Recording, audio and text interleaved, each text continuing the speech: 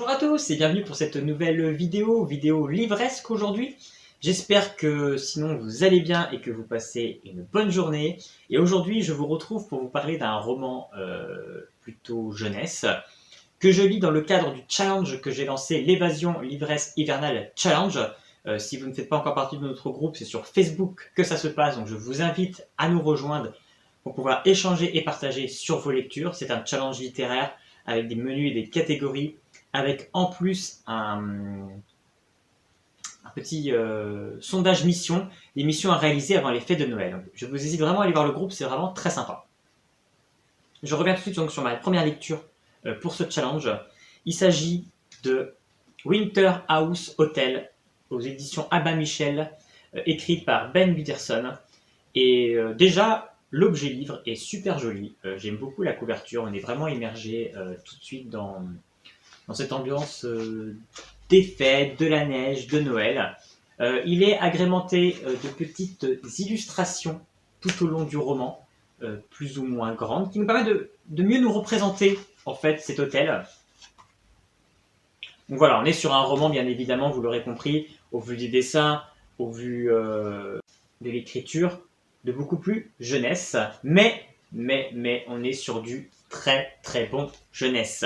Je vais d'abord, dans un premier temps, vous présenter un petit peu l'histoire de Winter House Hotel et après vous dire pourquoi, ce que j'ai beaucoup aimé dans cette lecture. Winter House Hotel raconte l'histoire en fait d'Elisabeth. Elisabeth est une jeune fille qui vit avec son oncle et sa tante. On comprend que ses parents sont décédés. Mais voilà, l'entente n'est pas du tout bonne avec son oncle et sa tante. Son oncle et sa tante veulent absolument faire passer le moins de temps avec elle et il décide de l'envoyer au Winter House Hotel pour les fêtes de fin d'année, pour les vacances. Donc Elisabeth part seule là-bas et arrivée à l'hôtel, en fait, elle va découvrir déjà un couple en noir comme elle les appelle, qui la regarde bizarrement, qui ont l'air un petit peu louches, qui ont une drôle d'attitude, donc on ne sait pas trop qui ils sont. Et sinon, elle va découvrir l'hôtel. Et elle va découvrir un hôtel où il y a plein d'activités, on peut faire plein de choses pour l'hiver, il est au cœur de la montagne, voilà, c'est magnifique, on peut faire de la luge, du ski. Il y a une grande bibliothèque parce qu'elle adore lire. Elle est vraiment ravie, elle se dit mais qu'est-ce qu'elle fait ici quoi? Pourquoi elle a cette chance, elle qui n'a jamais de chance depuis le début, de pouvoir passer ses vacances dans un lieu aussi formidable. Elle va rencontrer Freddy, un jeune garçon avec qui elle va partager beaucoup de points communs. Eux aussi, ils aiment tous les deux jouer avec les mots, faire des anagrammes, donc ils vont vraiment se trouver des liens crochus. Et mais derrière tout ça, il y a un mystère. L'hôtel cache un secret, cache quelque chose. Elisabeth sait pas quoi, mais elle sent quelque chose d'étrange. Elle voit le directeur de l'hôtel la nuit, avec sa lampe torche, faire des rondes et chercher quelque chose dans la bibliothèque. Voilà, elle trouve qu'il y a quelque chose de louche. Et elle va aller enquêter dans la bibliothèque et elle va tomber sur un livre.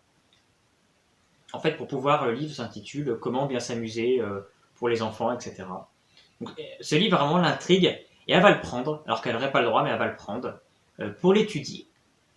Et avec Freddy, à côté de ça, elle va donc visiter l'hôtel et découvrir toutes les différentes pièces et découvrir que cet hôtel a tout un passé au niveau de l'historique de la famille. Et ça aussi, ça a l'air de cacher aussi un mystère autour en fait, de cette famille qui a cet hôtel. Et donc forcément, Elisabeth va mener l'enquête et découvrir l'envers du décor, découvrir le secret que cache le Winter House Hotel et ses protagonistes. Donc voilà ce que je pouvais dire un petit peu sur le résumé de l'histoire, pour pas en dévoiler parce que il y a une intrigue forte dans Winter House Hotel et je peux pas en dévoiler plus, faut pas spoiler le roman parce qu'il faut vous laisser découvrir l'histoire. Mais on est pris vraiment dans cette aventure que vit Elisabeth, on est pris avec ce personnage. J'aime beaucoup la plume de Ben Peterson.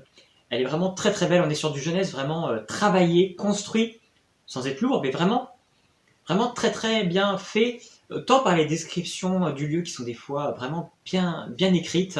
Il y en a une par exemple, vers le début du bouquin, que j'ai trouvé magnifique la comparaison. Elle arrive en fait dans la salle de réception où pour manger.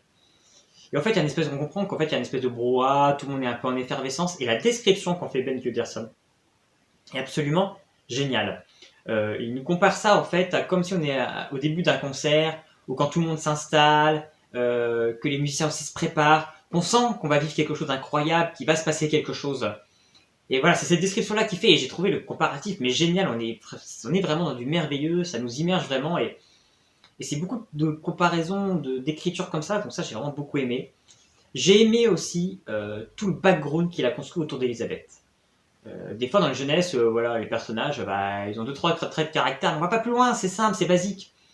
Là, il étoffe vraiment un personnage qui a beaucoup de profondeur, qui a beaucoup une grande grosse personnalité. Le fait qu'il va dire que voilà, je joue beaucoup avec les mots, qu'elle aime lire, et qu'elle va même plus loin, qu'elle a des carnets, qu'elle aime prendre des notes sur tout et n'importe quoi, se faire des listes pour tout et n'importe quoi.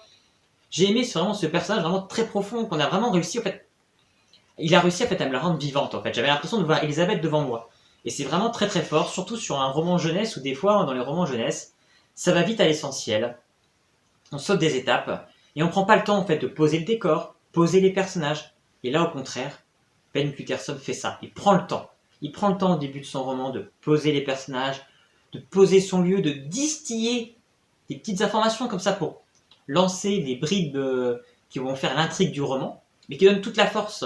Et en fait, on se pose des questions et on essaye finalement de chercher. Il y a un côté assez polar finalement, à chercher quelque part un peu le coupable ou essayer de comprendre en fait qu'est-ce qui pourrait se cacher derrière le Winter House Hotel. Et c'est vraiment très intéressant et ce qui nous amène à amener jusqu'à la fin de la lecture du bouquin. Il y a une suite, il y a au moins 3 tomes, je ne sais pas si c'est une trilogie ou si c'est fini, mais en tout cas le premier tome bon, a une sorte de fin, ça peut se faire tout seul.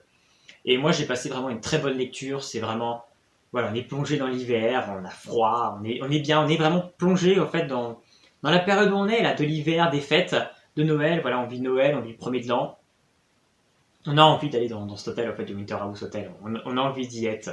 Donc c'est vraiment une très très bonne lecture et j'ai passé un très très bon moment de lecture sur le Winter House Hotel de Ben Peterson. Si vous aussi vous l'avez lu, n'hésitez pas à me laisser un petit commentaire. Sinon n'hésitez pas à vous abonner à ma chaîne pour être au courant des prochaines sorties. Et puis sinon on se retrouve bientôt pour une prochaine vidéo. À bientôt!